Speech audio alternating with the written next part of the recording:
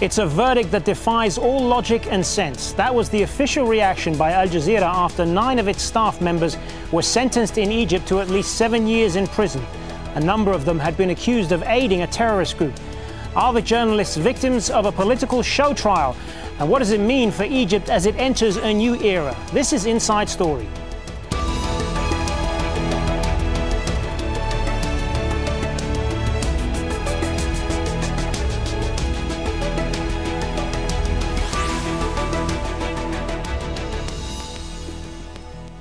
Hello and welcome to the programme. I'm Hazem Sika. A dark day for press freedom. 3 Al Jazeera journalists convicted in a trial in Egypt widely described by international media as a farce. Peter Greste and Mohamed Fahmy were sentenced to 7 years in prison, while Baher Mohamed was given 10. The judge also handed down 10-year sentences to 6 other Al Jazeera journalists who were convicted in their absence. Peter, Mohamed and Baher have been held since December 29th on terrorism-related charges, accusations denied in the strongest possible language by Al Jazeera. We have this report from Mohamed Ado. A guilty verdict nearly 6 months in the making. The alleged crime, doing their job as journalists. Al Jazeera correspondent Peter Greste, producers Mohamed Fahmy and Baher Mohamed have been sentenced to 7 years behind bars. Baher was given an additional 3 years for spent cartridge found on him. There were angry reactions from the journalists. Shock and disbelief from their families. When they're away, when they're outside. Yeah.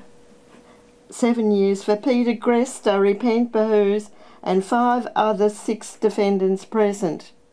My God. Oh. My God. Oh, sorry. That's crazy. Finish. That's crazy. That's absolutely crazy. It's clearly a corrupt and fraudulent verdict. The case is politically motivated and everything is wrong with it. The response from the Australian government was swift too. This kind of verdict does nothing to support Egypt's claim to be on a transition to democracy.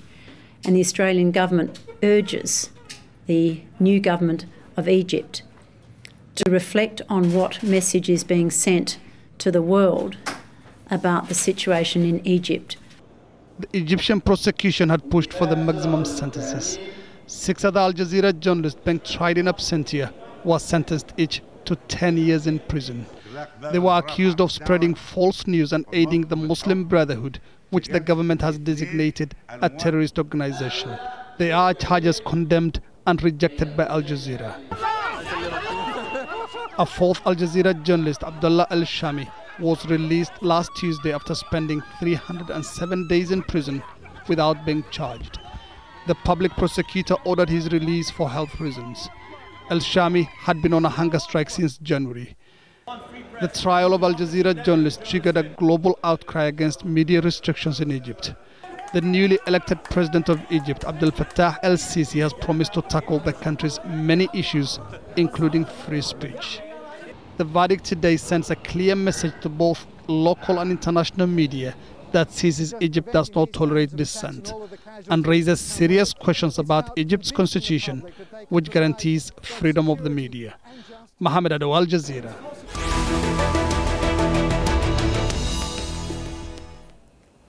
Now, the verdict in Cairo on Monday caused outrage around the world. The managing director of Al Jazeera English, Al Anstey, released a statement which I want to read you part of right now. Peter, Mohamed and Baher and 6 of our other colleagues were sentenced despite the fact that not a shred of evidence was found to support the extraordinary and false charges against them. At no point during the long, drawn-out trial did the absurd allegations stand up to scrutiny. There is no justification whatsoever in the detention of our 3 colleagues for even 1 minute. To have detained them for 177 days is an outrage. To have sentenced them defies logic, sense, and any semblance of justice. There's also been a huge reaction to this on social media in support of our journalists and the network. People around the world used Twitter to express their outrage and their universal condemnation of the verdicts. Kamal Santamaria has more. Hazem, if you want to know what outrage looks like in the digital world, this is basically it. The hashtag #FreeAJ stuff trending pretty much all over the world. Very strong in the United States and in Europe. Africa, and down there in Australia it's been very popular as well. That's where Peter Grester, of course, is originally from. Such strong trending all over the world. And when you look at the hashtag as well of Free AJ Staff, which was bubbling along for the 24 hours beforehand, and then suddenly a huge spike to upwards of 13,000 tweets an hour. And that's just the tweets. Imagine the amount of retweets and favorites they would get from that. The concern, though, is the way it drops off. And of course, that's the nature of social media, isn't it? It's an immediate thing. And the key for us is going to be keeping the hashtag and the support for our journalists going as the fight to free them continues. Certainly, we've had a lot of support from other media colleagues. We see pictures like this, which showed the 100 or so, by some estimates, journalists who were in the courtroom today for the sentencing. You see the cameras along the back as well. Plenty of people in there, even who we would usually call our competitors, CNN. A shot of them today showing pictures of our journalists, their correspondent live in Cairo, a correspondent who even joined us on our air because, of course, we can't report from Egypt. And then the tweets carry on. This is just an example of the many, many things which have been posted online today in support of our jailed journalists, including something like this. Have a closer look at this.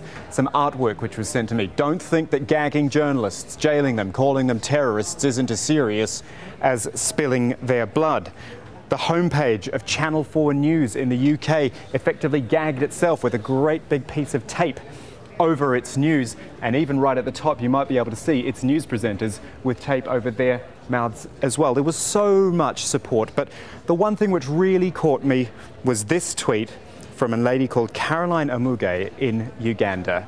She simply said this, and it's quite scary when you think about it, or worrying perhaps. "I want to be a journo when I grow up, and it's scary to think I could end up in jail in Egypt or elsewhere for simply being one." Kamal Santamaria there giving us the reaction to this verdict on social media. Well, let's bring in our guest now to talk more about this. In London, Padraig Reidy, he is a columnist for Index on Censorship. Also in London, we have Vaughan Smith, founder of the Frontline Club and former war correspondent. And joining us via Skype from Cairo is Mohamed Lotfi. Mohamed is the executive director of the Egyptian Commission for Rights and Freedoms. He has monitored the Al Jazeera staff trial on behalf of Amnesty International. So, Mohamed, I'll start with you. I know you were in the courtroom when this verdict was read. Tell us about the reaction there. Well, the immediate reaction, you could hear people screaming in the courtroom, journalists who came in solidarity. The verdict went very quickly. People attending were gutted. Everybody was shocked. The family was very shocked as well, the family of Peter and of Mohamed Fahmy. One of the Egyptian journalists who was present behind me just said, "This is politicized judiciary," and this is the level of frustration, the immediate reaction from those who came and attended in solidarity as journalists. The courtroom was packed, as you mentioned, and this is something that I have never seen before in an Egyptian court. And we talked there earlier, Mohamed, about the outrage that's been expressed on social media. What was the general feeling, beyond the courtroom, inside Egypt, and the implications that it has for journalists reporting inside the country? I spoke with many activists in Egypt, human rights activists. Everybody is shocked and gutted and couldn't believe that this is going to go so far. I think the verdict is going to be is a signal to any journalist working in Egypt. It's a warning that you are not free to say whatever you want, to relay any information you deem worth reporting, and that any dissenting voices, whether it's for journalists, by journalists, or even human rights activists or political activists, are not going to be tolerated at this stage. Vaughan Smith, obviously there were a lot of people who were very disappointed with this outcome, but given the perception of the judiciary in Egypt as being very highly politicized at this current time, I mean, I guess my question is, was this really a huge surprise? I think it was a surprise, actually. I mean, it was a surprise, really, because I don't think we really believed, having seen that there was absolutely no evidence against these journalists, that it would go through this way. And so the journalists I speak to are in shock and very upset by this. And let's talk a little bit more about the evidence that was presented by the prosecution. I mean, a lot of people said much of it was completely irrelevant. We saw videos of reports that on the surface seemed to have nothing to do with the Muslim Brotherhood or the political issues inside Egypt at the time. Some of them were from separate networks and so on. So, I mean, it does kind of make you wonder what sort of evidence was looked at in this decision. Well, I mean, there's a lot of reporting from those people who witnessed the court proceedings, and it was widely described as farcical. And so, yes, I think it's reasonable to suggest this was political. But you know, the other thing is, journalism's a relatively small community, international journalism. We know the defendants here very well. Peter Gress and Sue Thurton, for example, are members of the Frontline Club, which I run. We know that they're not guilty of any of the charges or anything of the sort. It's completely absurd. We know them to be highly professional journalists. And so nothing could persuade international journalists more about the state of Egypt today than doing this. It seems absurd, and I think it's very disappointing and unfortunate for Egypt as well. Padraig Reidy, your reaction? It's an astounding verdict, and a very disappointing verdict, and it does genuinely make one think what has been the point of the past 3 years in Egypt, when we find ourselves back in the kind of situation we would find ourselves, actually a worse situation than we would find ourselves in the time of Mubarak. It's obviously a very politicised decision. What we will be looking at now is whether President Sisi looks at a pardon, possibly, but even then, I mean, while it would be fantastic if the journalists here were pardoned, that would somehow imply that they had been guilty of something in the first place, which clearly they are not. Yeah, let's talk a little bit more about the various options here, as far as, you know, if the objective is to get them released. I know you're not a lawyer, but what sort of legal avenues are there really in this? I mean, can they go to appeal now, or is it better to just go straight to a pardon? Yes, there is a right to appeal, and we know from previous cases in Egypt, which concerning free expression and journalists, that appeals can take a very, very long time. We've seen how long this case took to begin with, 6 months for what looks like a fit-up. So a genuine case would take much longer, I'd imagine. But that could take years. There is also, as I say, there is the possibility of a pardon from President Sisi, which would at least allow Peter and Mohamed and Bahir to be free. It would not resolve, I don't think, any of Egypt's deeper issues concerning freedom of expression. Vaughan Smith, what do you think? What more do you think can be done to perhaps lobby the Egyptian government in this regard? Well, I think international pressure by Western governments and other governments is going to be crucial. And I think it's right to observe at this point that only this month the American government have given $500 million worth of security and armaments, or agreed to do so, to the Egyptian government. And I think that, you know, arrangements like this should be called into question if Egypt is going to hold these show trials for the international press. Mohamed Lotfi, your view on that? We had the US Secretary of State Kerry meeting with Egyptian officials only a couple of days before, and the decision was made to release further Egyptian aid, much of it in the form of arms.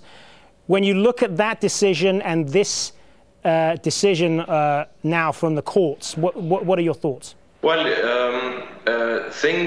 the government is trying to show that things in Egypt have gone back to normal, that now Egypt has a new constitution and an elected president, and therefore there is a new chapter to open with all countries, and especially the United States. But the chapter is actually not closed. If anything, the transition that we have seen between 30 June 2013 to today is not a transition to democracy. We are heading into a transition towards another autocracy or dictatorship. As you have seen in this court trial and in many other trials against political opponents and activists, only one voice is accepted. That's the voice that supports the government. You're as free as you want to support the government and its policies and its positions, But if you want to say something different, then you are at risk of facing trials of this kind and even jail.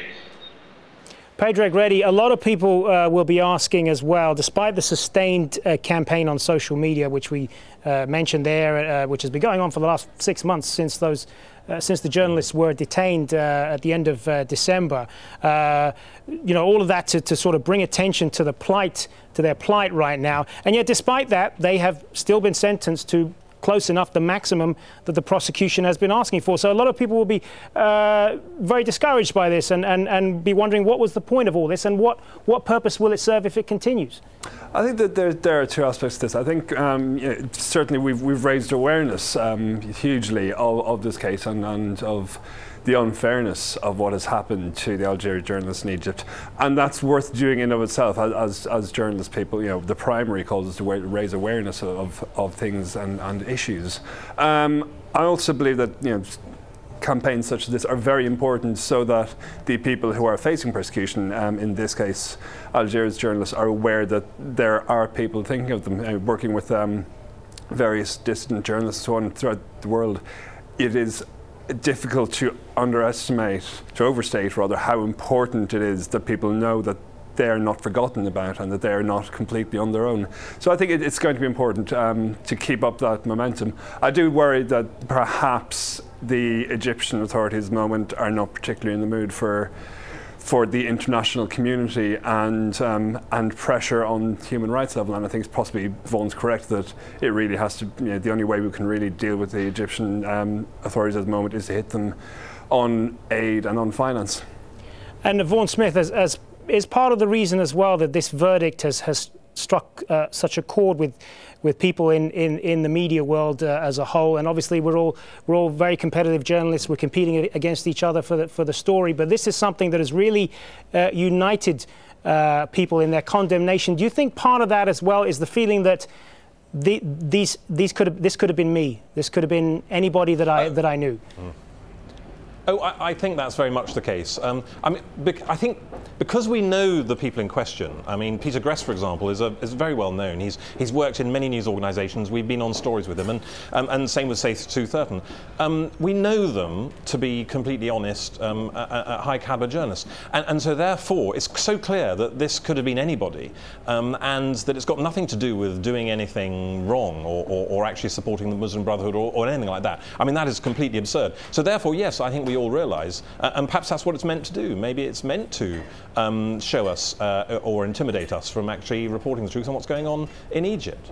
Mohamed Lotfi, I know you alluded to this earlier, but there are several other journalists, Egyptian journalists, who have been detained in Egypt over the last few months. So people will be asking why focus on this case in particular, given that there are so many others who've been incarcerated, not just in Egypt, but throughout the world as well, prevented from doing their jobs. Well, absolutely. There are many journalists in Egypt who are detained, and many who are actually still facing trials or killed covering protests in the last year.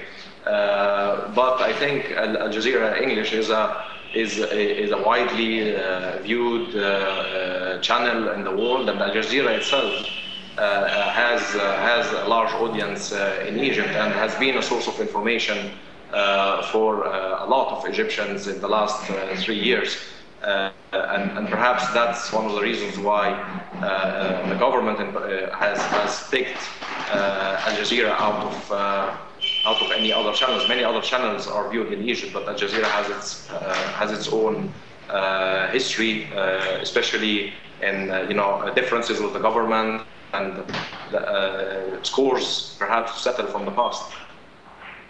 I want to ask you, Padraig Reidy, and this question gets to the question of what's the best way to go forward and what really helps and perhaps what doesn't. And the reason I ask is there is this lawsuit that the Al Jazeera network has brought against the Egyptian government a couple of months ago, the $150 million compensation claim against them, claiming that the government has damaged the network's business since the removal of Mohamed Morsi, and it has been expressed as well by one of the lawyers at the time that this hasn't helped the efforts to get our colleagues released. What do you say to that?